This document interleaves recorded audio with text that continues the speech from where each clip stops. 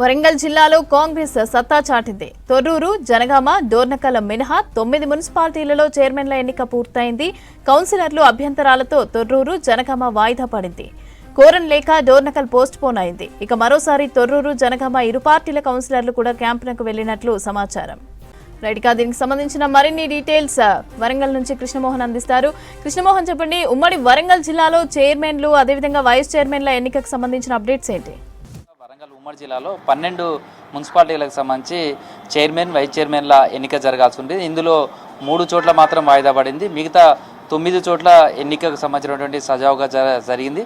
ఉదయం 11 గంటల వరకే నూతనంగా ఎన్నికైనటువంటి కౌన్సిలర్లు అదేవిధంగా ఎక్స్ అఫీషియోగా ఉన్నటువంటి వాళ్ళంతా కూడా చేరుకున్నారు. వాళ్ళు మొదట గంటసేపు ప్రమాణ స్వీకారం, ఆ తర్వాత వాళ్ళకి సంబంధించిన మున్సిపాలిటీ చైర్మన్, వైస్ చైర్మన్కి సంబంధించినటువంటి ఎన్నిక ప్రక్రియ అంతా కూడా ఈ 9 మున్సిపాలిటీలలో, అందులో 9 మున్సిపాలిటీలకు సంబంధించినటువంటి చూస్తే భూపాలపల్లి మున్సిపాలిటీ చైర్మన్గా బుర్రా కుమరయ్య, వైస్ చైర్మన్గా అంబాల శ్రీనివాస్, అదేవిధంగా నర్సంపేట మున్సిపాలిటీ కాంగ్రెస్, మొత్తం ఈ 9 కూడా కాంగ్రెస్ పార్టీ కైవసం చేసుకుంది.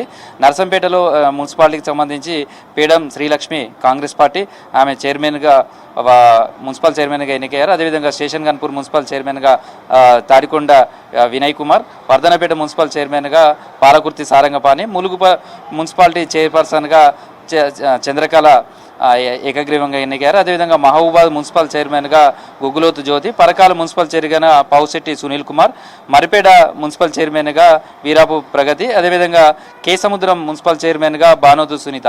ఈ 9 మున్సిపాలిటీలకు సంబంధించి కూడా చూస్తే కాంగ్రెస్ పార్టీ కైవసం చేసుకుంది. ఇక్కడ పూర్తి స్థాయిలో మెజారిటీ వాళ్ళకి సంబంధించినటువంటి కోరం ఉండడం, తర్వాత పూర్తి స్థాయిలో పట్టు ఉండడంతో కాంగ్రెస్ పార్టీకి సంబంధించి ఇక్కడ చైర్మన్లు, వైస్ చైర్మన్లను పదవులన్నీ కూడా కైవసం చేసుకుంది.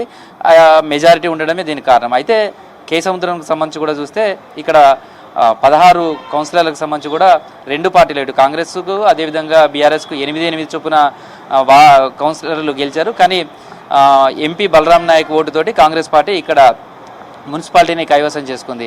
అయితే 3 మున్సిపాలిటీలకు సంబంధించినది మాత్రం వాయిదా పడింది. అందులో డోర్నకల్కు సంబంధించి మాత్రం కాంగ్రెస్ పార్టీ 15 కౌన్సిలర్లకు సంబంధించి కూడా 11 చోట్ల గెలిచింది. ఇక బీఆర్ఎస్ కేవలం 4 చోట్ల మాత్రమే గెలిచింది. ఇక్కడ పూర్తి స్థాయిలో కావాల్సినటువంటి మెజారిటీ అంతా కాంగ్రెస్ పార్టీకి ఉంది. అయితే కౌన్సిలర్లు అంతా కూడా సరైన సమయానికి, అంటే 11 నుంచి 12 గంటల లోపల మాత్రమే వాళ్ళు ఎక్కడైతే చైర్మన్, వైస్ చైర్మన్కి సంబంధించిన ఎన్నిక, వీళ్ళకి సంబంధించిన ప్రమాణ స్వీకారం ఉందో అక్కడికి రావాల్సి ఉండేది. కానీ వీళ్ళు రావడం ఆలస్యం కావడం, కోరం లేకపోవడంతో డోర్నకల్కి సంబంధించినటువంటి మున్సిపల్ చైర్మన్, వైస్ చైర్మన్కి సంబంధించినటువంటి ఎన్నికను రేపటికి వాయిదా వేస్తారు. రేపు యథావిధిగా ఈ చైర్మన్, వైస్ చైర్మన్లకు సంబంధించినటువంటి ఎన్నిక జరుగుతుంది. ఇక్కడ ఎలాంటి సమస్య లేదు. కానీ మరొక 2 మున్సిపాలిటీలకు సంబంధించి కూడా రాష్ట్ర వ్యాప్తంగా కూడా అందరూ అటు ఇటువైపే కనిపించిందని చెప్పొచ్చు. అందులో ఒకటి తొర్రూరుకు సంబంధించినటువంటి మున్సిపాలిటీ. ఇక్కడ ఉదయం నుంచి కూడా అనేక హైడ్రామాలు చోటు చేసుకున్నాయి, అనేక ఘర్షణలు చోటు చేసుకున్నాయి. చివరకు మహబూబాద్ నుంచి జిల్లా ఎస్పీ, అదేవిధంగా ఇతర ప్రాంతాల నుంచి ప్రత్యేక పోలీస్ బలగాలు రావాల్సినటువంటి పరిస్థితి వచ్చింది. ఇక్కడ పరిస్థితిని సద్దుమణిగా చేయడానికి ఉదయం నుంచి అనేక సంఘటనలు జరుగుతున్నాయి, అనేక రాజకీయ పరిణామాలు చోటు చేసుకున్నాయి. ఇక్కడ 2 పార్టీలకు సమానమైన సంఖ్యాబలం రావటం దానికి ఒకటి ప్రధాన కారణం.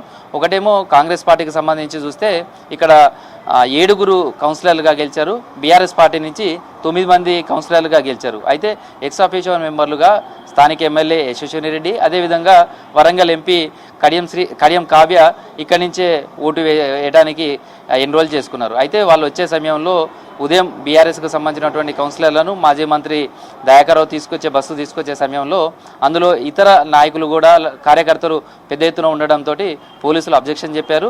కేవలం కౌన్సిలర్లు, తర్వాత ఎవరైతే విప్పు జారీ చేయడానికి అవకాశం ఉందో వాళ్ళకు మాత్రమే లోపలి వరకు వెళ్ళడానికి అవకాశం ఉంటుంది.